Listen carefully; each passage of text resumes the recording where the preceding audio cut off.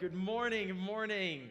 Welcome to Restoration Church. For those of you who don't know, my name is Andrew. I'm the family ministries pastor today, and I'm lucky to be kicking off our series, Influence, that Pastor Nate started kind of last week with Vision Sunday, but we're really kicking in to high gear today. And so I'm so excited to talk about this, to really understand what do we mean when we say influence.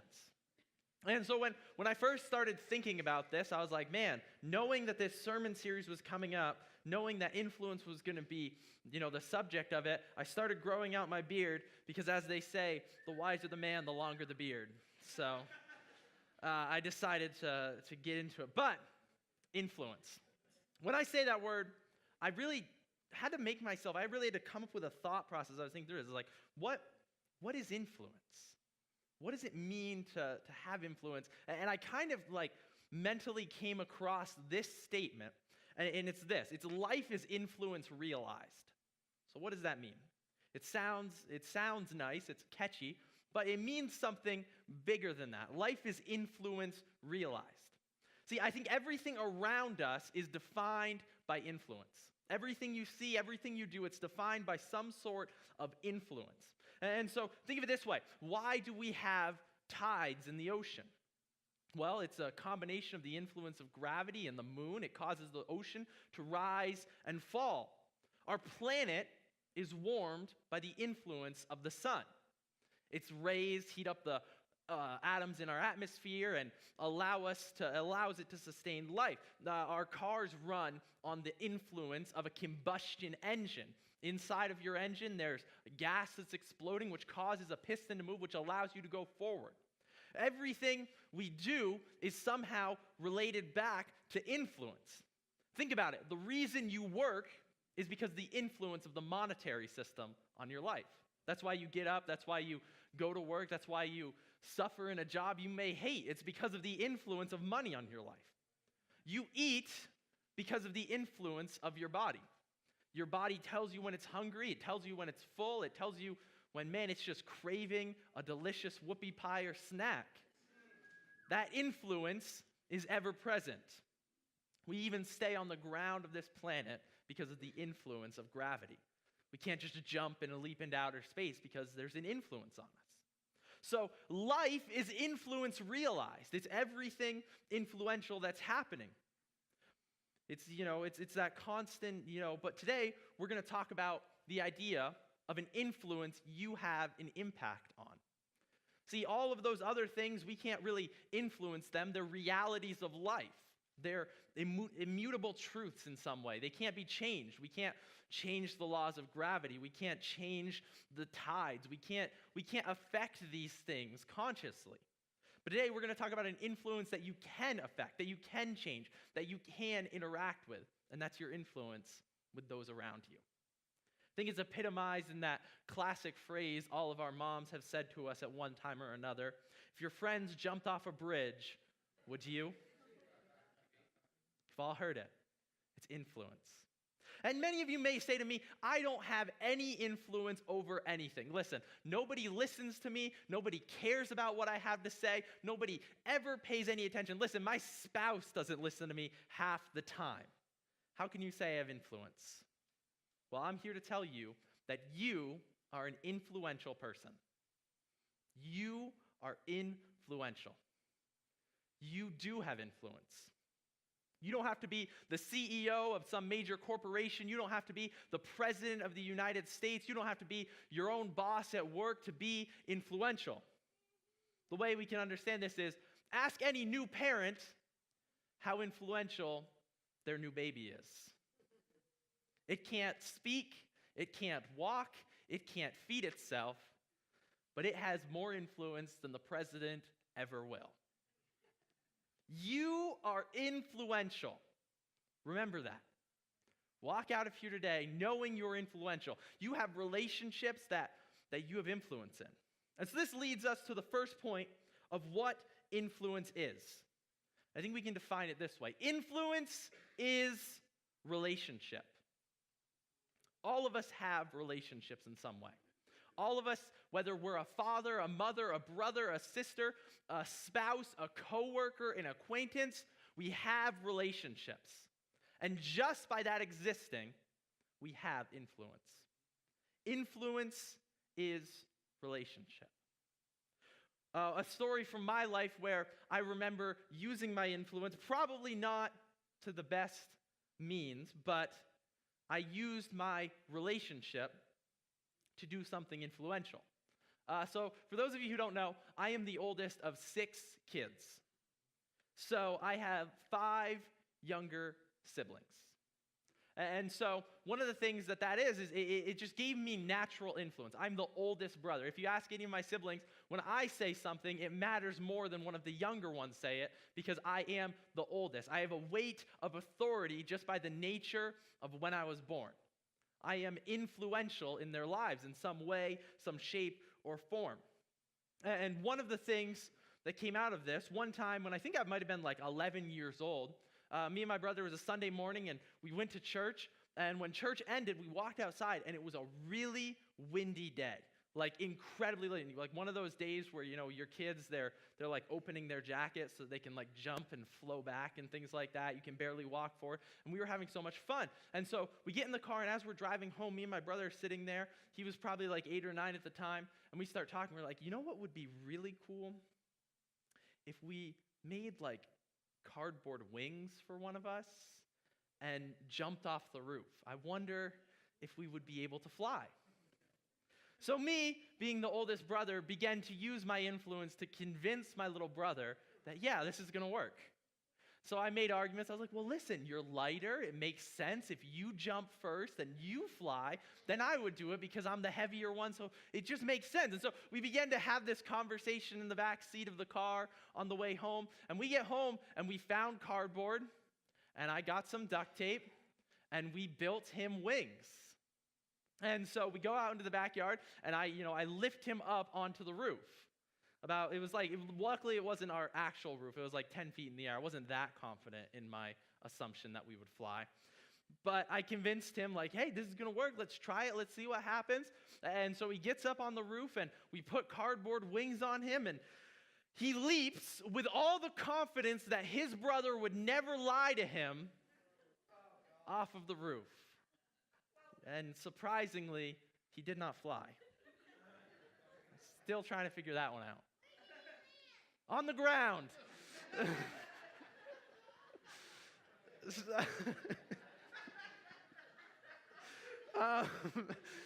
So there he is. So there was a moment when I, as a brother, used my influence to impact the way my sibling was living out his life. We all have influence.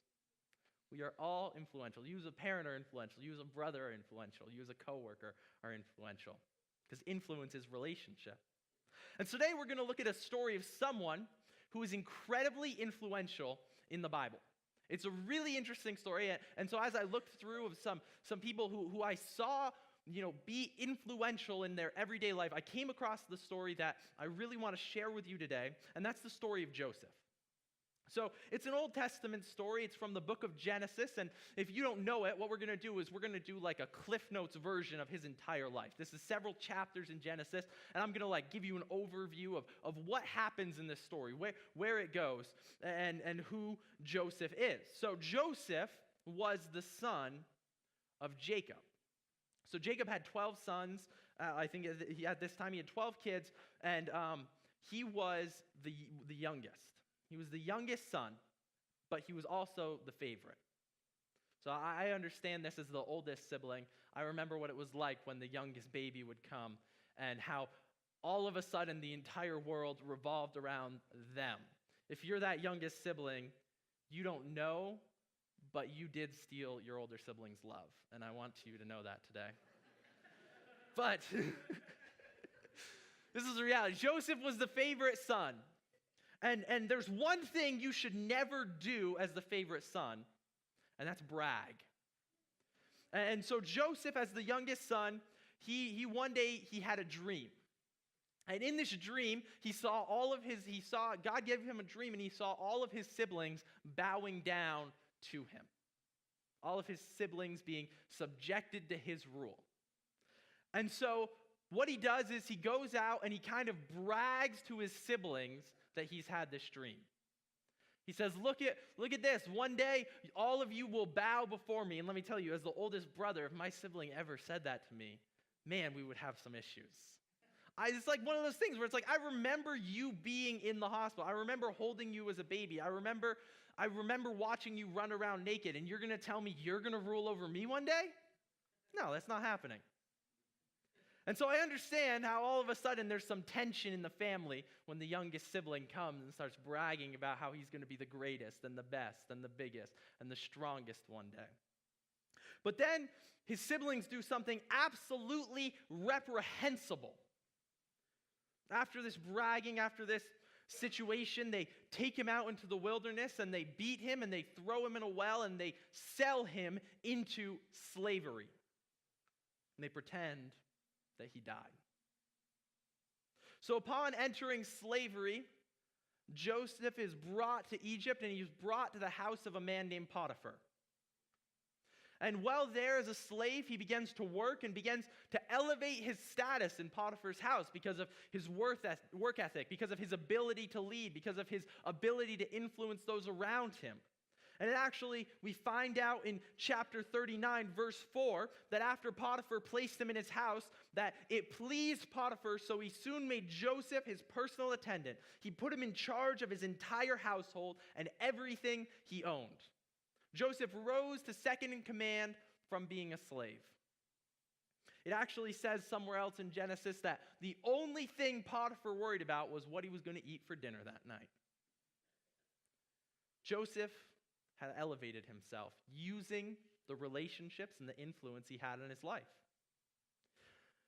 But unfortunately, it doesn't all go well for him. Because he's young and attractive and now a powerful man, Potiphar's wife takes an interest in him.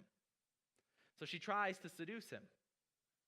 And Joseph, being a man of honor, refuses to fall for that and attempts to flee from her, to keep himself from stepping over the boundaries of his master's relationship. But she uses this situation to lie and say that he attacked her. So Potiphar, very angry, has Joseph thrown in prison. So Joseph goes from being a slave to being second in command to even a worse situation as a prisoner. But he doesn't allow that to stop him. He begins to use his influence again. He begins to form relationships with the other prisoners. He begins to form relationships with the prison guards. And he actually gets put in charge of the prison. It says in chapter 39, verse 22, before long, the warden put Joseph in charge of all the other prisoners and over everything that happened in the prison. He rose himself to a new position of authority. And in the midst of this, he met someone. He met the old cupbearer of the king, of the Pharaoh of Egypt. And when he met the cupbearer of Pharaoh, he began to talk to him, and the cupbearer had a dream, and he said, I don't know what this dream means. And Joseph said, this is what it means. It means that in 3 days, Pharaoh's going to take you back, and you're going to be his cupbearer again. And if this comes true, don't forget about me. Remember me in the prison. And it turns out that he was right. The cupbearer was brought before the Pharaoh. He was pardoned of his supposed crime, and he was made the cupbearer again. And then he forgets about Joseph and leaves him in prison for 2 more years. Then one day the Pharaoh has a dream, and no one can understand what it means. And the cupbearer remembers, there's a man in prison who can interpret your dream. Let's bring him before you. So Joseph comes in, and the Pharaoh tells him his dream, and Joseph says, well, I can't interpret it, but God can. And Pharaoh is so impressed with the interpretation that in chapter 41, verse 42, it says, then Pharaoh removed his signet ring from his hand and placed it on Joseph's finger. He dressed him in fine linen clothing and hung a gold chain around his neck. Then he had Joseph ride in the chariot reserved for his second in command, and wherever Joseph went, the command was shouted, kneel down. So Pharaoh put Joseph in charge of all of Egypt. The Pharaoh said to him, I am the Pharaoh, but no one will lift a hand or foot in the entire land of Egypt without your approval. This is an amazing example of influence being relationship. See, Joseph was elevated to his status merely because of the people that he knew. He had a good work ethic. He was honorable among those around him. The only reason he ever came before Pharaoh was because of a relationship he had, because he had influenced someone's life. And that's why you are an influential person too. You have that power to influence the lives of those around you. See, Joseph did it with the slaves who were his co-workers. He did it with the prisoners who were around him. He didn't worry about the situation that he was in. He didn't worry about how little power he had. Man, he didn't care. He knew that he had influence, and all he cared about was using it to the best of his ability. Influence is relationship. See, and then something else is happening here. Another point we can understand about influence that's going on is it's not just relationship, but influence is a choice. Joseph had a decision to make at every turn about what he was going to do with the influence he was given. Man, as a slave and as a prisoner, he had every right to do nothing. Man, could you imagine yourself in that situation? Maybe you feel like that on a day-to-day basis. You feel powerless. You feel worthless. You feel influential less. But Joseph did not allow that to define the life he was going to live. He looked at every situation and said, I'm going to use my influence in the best way that I can. See, influence is a choice, and many of us struggle with this idea. I think this is where a lot of us we may recognize that we have influence in relationships. We may recognize that we're in influential positions, but at this influence is a choice moment, this is where we get pushed off track. And why is that? See, because I think many of us think that influence, without doing anything, that's okay. We can kind of give up our influence. We can let it pass. So like when we see a situation where we could be influential and we don't interact or interrupt or insert ourselves into it, we think that's okay. That we can just let these things pass us. And that we're not using influence in a negative way. But I don't think this is a reality. And so to give you a better understanding, we're going to talk about Burger King. So I don't know if you've seen this, but recently Burger King came out with a new series of ads. And I think it's really fascinating what they did. Their whole ad was about bullying, essentially. And the way it worked was they set up hidden cameras in one of their stores, and they had customers come in. And when the customers were in, one of two things would happen to them. So one, they would sit there, and as they're sitting there waiting for their food, they would see these teenagers bullying another teenager. And I mean, not just like picking on him, but relentlessly making fun of him, like saying how worthless he is, how he's garbage, dumping his drink into his food, watching this, and all of this. And so they would watch this bullying unfold while they're waiting for their food. And if they didn't see the bullying, what would happen is Burger King would, as their food was being prepared, they would bully their food.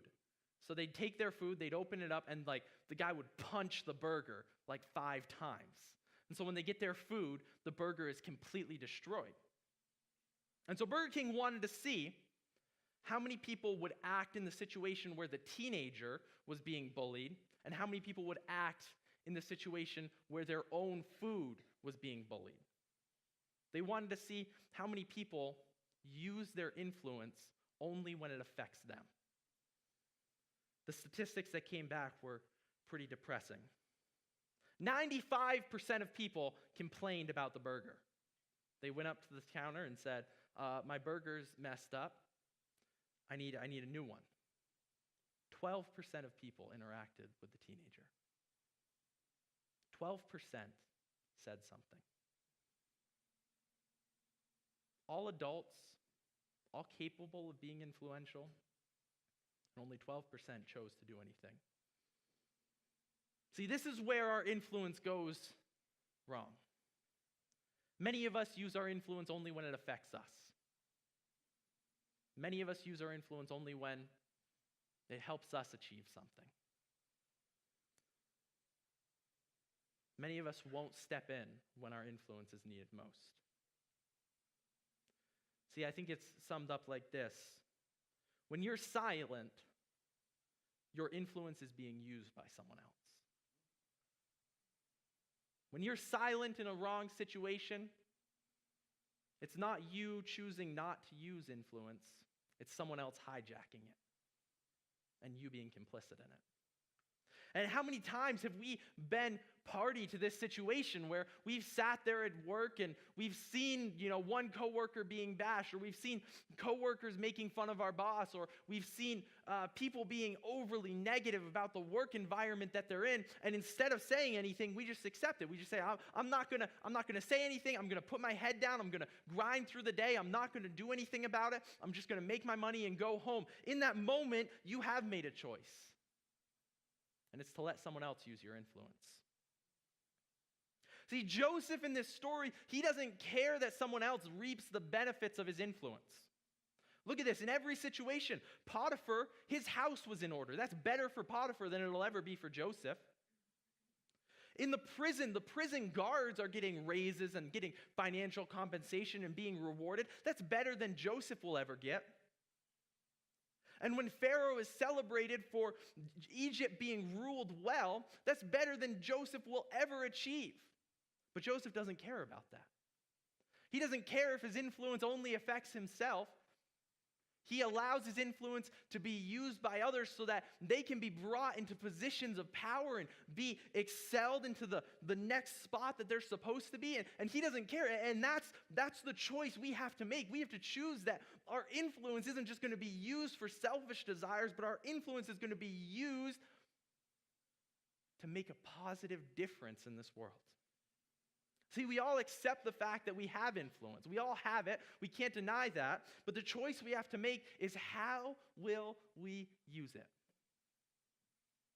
Are your kids going to like you when they're adults? Or are they going to talk about you in therapy? Are you going to have a good relationship with your siblings? Or are you never going to speak to each other again? Are you going to work your hardest and make your way in a company even when the odds are stacked against you?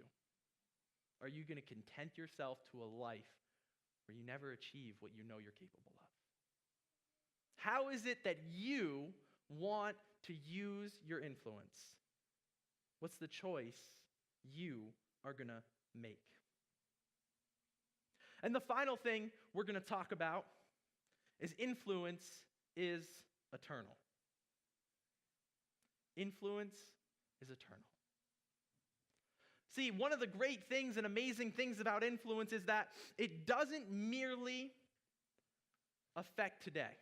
The choices you make right now aren't just going to reset all over tomorrow. The choices you make now affect all time. Your kids are going to outlive you, and their kids are going to outlive them. And the choices you make in raising them are going to affect who they are. The way you conduct yourself is going to affect how your workplace goes for not just today or tomorrow, but for longer than you can imagine. And the biggest thing, I think, for those of us who are Christians and believe that death is not the end, but a beginning, your influence doesn't just affect you now, but it affects all time.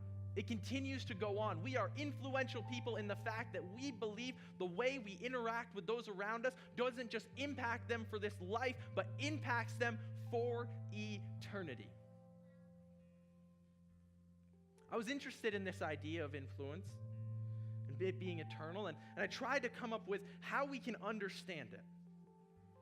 And so I love science and I love rocketry. When I was a kid, I wanted to be an aerospace engineer. And so I found this way of understanding it almost through a scientific perspective. And it has to do with being 1 degree off.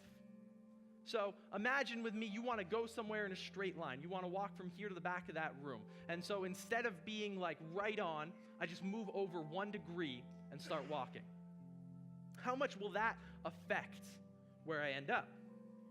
And so here are some things that happen. After walking 1 foot, being off by 1 degree, you're 0.2 inches off of your end destination. It's not a big deal. It's 1 foot, it's 0.2 inches.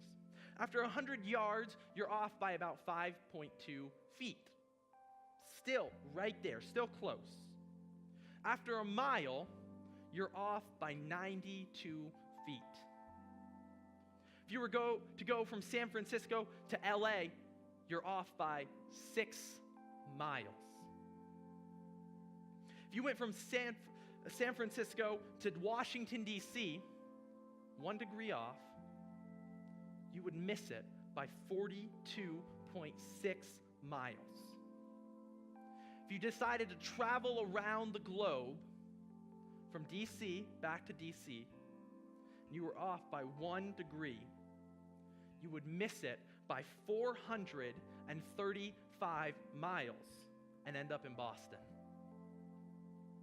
If you tried to travel to the moon and you were off by 1 degree, you would miss it by 4,169 miles.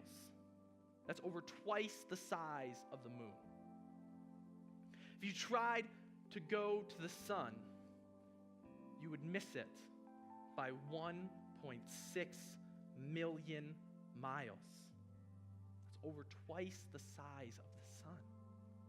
If you traveled to the nearest star, being off by just 1 degree, you would miss it by 441 billion miles. If we really say that we believe that life continues after death and we are just a degree off with our influence, with who we are, with the journey we're taking, man, all of a sudden, it makes a big difference. The little choices we make today make massive differences in the life we live, the life of those around us. And that may be scary, that may be terrifying. But see, there's something really cool that's happening with all of these ideas and thoughts. And you may not even be sold on this God thing, but you understand that influence is a relationship, that influence is a choice. And maybe it's eternal, maybe not. But what you do, the way you affect your kids, that'll outlive you. That'll last longer than you can imagine. But see, as Christians, we believe something. We believe something big. We believe that we are not the first people, the first creatures to have influence in this world. There was a God who had influence far before we ever did. See, and one of the greatest things that ever happened was that in influence is a choice. God made a choice. He used his influence to make a choice. He looked at us who were far from him, maybe we were 1 degree off, maybe we were 4 degrees off, maybe we're 180 degrees off and going the other way. But he looked at us and he made a choice, and he said, my choice is that I am going to have a relationship with them. His influence was a choice to send his son. It was a choice to send Jesus, to begin a relationship that would be eternal. And 2,000 years ago, that choice came into reality, that choice became real, and that relationship was formed. When a man walked on this earth who was God, and he made an eternal difference. So that never again would we ever be far from him, never again would we be off by even 1 degree, but instead we would be set on a line that would end us in the place we were meant to go. That is the power of influence. That is the power of relationship. That is the power of a choice. And that is the power of eternity. My little brother and I, despite me making him jump off a roof, I never knew how much influence I had in his life. I always wondered, and maybe you understand that. You've always wondered, does this person even listen to me when I talk to them? 2 years ago, when I was about to start my senior year at college, my little brother made the decision to come to the same college that I went to. And in that moment, all questioning, all wondering, all ifs of if I have any type of influence, if I have a relationship, were shattered in my mind. Because in that moment, with all of the country to choose from, with all of the schools to choose from, my little brother said, I am going to follow my older sibling. I'm going to follow him on the journey he is taking. And that's when I realized how powerful influence is. There are people following you. You may not feel like it, you may not realize it, but there are people following you. And you are influential. How do you want to use it? What do you want to do with that today? When you walk out of here, who do you think is never listening, but might actually be? Which child do you think you're never getting through to, but who values every word you say? Which coworker do you think wants nothing to do with you, but you have influence in their life? So today, as we reflect and as we think, we're going to work through the idea of what influence has God given you? What influence have you cultivated? Maybe you'll write it down, maybe you'll pray about it, maybe you'll just tell a friend about it, but say, you know what? I think I need to use my influence to do this. I think I need to use my influence to invite this person to church. I think I need to use my influence to fix this relationship with a broken family member. I think I need to use my influence when I'm at work and not let negativity perforate my workspace. I need to make a difference. I'm not going to let my silence be used against me. I'm not going to let someone else hijack my influence, because God gave it to me for a reason. If you're new here today, or you're not even sold on this God thing, today when you pray, when you think, you're going to say, God, are you real? Is your influence a reality in this world? Have you done something that I've never thought about before? Begin to pray that. God, if your influence is real, let me know. Let me know. I want to start a relationship. I want to see what's going on. I want to know what it is that they're talking about, what they're so excited about, what they're praising about. God, are you real? Is your influence a reality? Those are the questions we're going to ask today as we think through that. Is God, what do you want me to do with my influence? And God, is your influence real? And man, today, some people who are a degree off, 4 degrees off, 90 degrees off, you're going to get reset. You're going to say, I know where I'm going. I know what I'm meant to do. I know what I'm meant to be. I know where I'm supposed to go. Because God, your influence is real. If you'll bow your heads with me, God, we pray that in this moment that you begin to use the influence you have given us in a way we can't even begin to imagine. Whether it be to change a relationship with our kids or with our spouse or with our family members, that God, you let us realize that we have influence in this world and we have to make a choice with it. You've entrusted it to us. God, let us use our influence to begin to right ourselves. God, there are people following us, and we want to walk the straightest line possible, so they don't end up in the wrong place. God, help us use our influence today. In your name we pray. Amen. The band is going to play and just start to reflect, start to think, man, how can I use my influence